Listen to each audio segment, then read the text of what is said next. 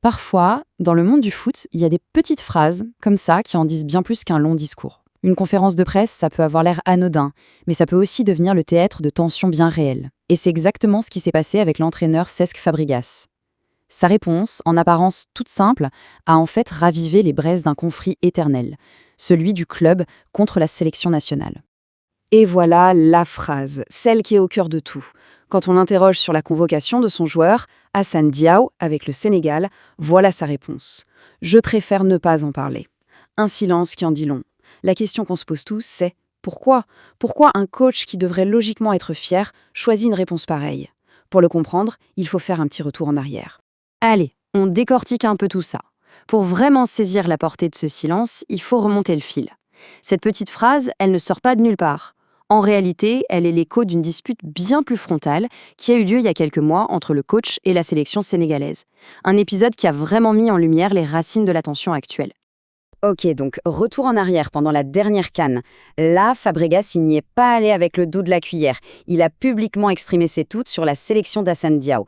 Il a carrément remis en question ce choix et évidemment, ça lui a valu pas mal de critiques en retour. Le conflit était public, direct, sans filtre. Le point crucial à l'époque, son argument principal, c'était ça, le manque de rythme. En gros, pour Fabregas, son joueur n'était tout simplement pas prêt. Pas assez de matchs dans les jambes, pas assez affûté pour être performant dans un tournoi de ce niveau. C'était une critique qui se voulait purement sportive, mais disons qu'elle a été très mal reçue. Bon, ça, c'était avant. Maintenant, revenons à aujourd'hui.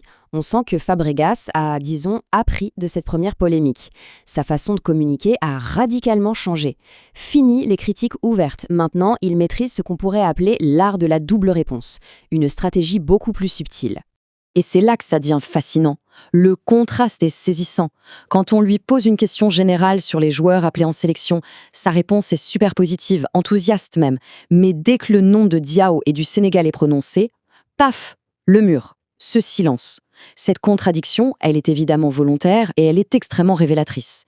D'ailleurs, pour bien enfoncer le clou, il insiste sur la fierté que le club doit ressentir. Ça montre bien qu'il n'a aucun problème de principe avec les sélections nationales, au contraire, son problème à lui, il est très spécifique. Pas besoin d'être un grand détective pour deviner de quel cas il parle, même sans le nommer. Il ajoute quand même une petite nuance, une condition importante. Son soutien est là, oui, mais à condition que les joueurs gardent la tête au club jusqu'à la dernière seconde.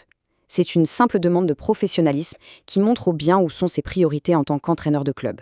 Parce qu'au milieu de cette passe d'armes, il y a un jeune joueur de 20 ans, Hassan Diao. Lui, il se retrouve un peu pris entre deux feux. Alors, comment il vit la situation ? Et au-delà de la polémique, qu'est-ce que Fabregas pense vraiment de son niveau et de son potentiel ? Et là, c'est assez intéressant. Fabregas arrive à voir un côté positif à toute cette affaire. Pour lui, cette période compliquée a en fait forgé le mental de son joueur. C'est une belle reconnaissance de sa résilience et ça prouve que derrière la tension, la relation entraîneur-joueur, elle, continue de se construire. Sur le plan purement sportif, son analyse est très mesurée. Il est lucide. Il sait que Diao a une grosse marge de progression. Il sait aussi qu'il a déjà été bien meilleur en prenant son match contre la Roma comme référence. C'est pour ça qu'il reste prudent, qu'il gère son temps de jeu avec attention. L'objectif est clair, le ramener à son meilleur niveau, pas à pas. Alors, au final, qu'est-ce qu'on doit retenir de toute cette histoire ? On peut en tirer plusieurs leçons. La première, la plus évidente peut-être, c'est une leçon sur la gestion des médias dans le foot d'aujourd'hui. Et c'est une leçon que Fabregas semble avoir personnellement bien intégrée. La leçon est limpide, vraiment. Fabregas a appris à ses dépens que critiquer publiquement une fédération, c'est souvent contre-productif. Sa nouvelle approche, le fameux « je préfère ne pas en parler », est beaucoup plus stratégique. Il fait passer son message, il exprime son désaccord, mais sans déclencher un nouvel incendie médiatique. C'est de la com de crise parfaitement maîtrisée. Et au-delà de ça, cette histoire, c'est un cas d'école.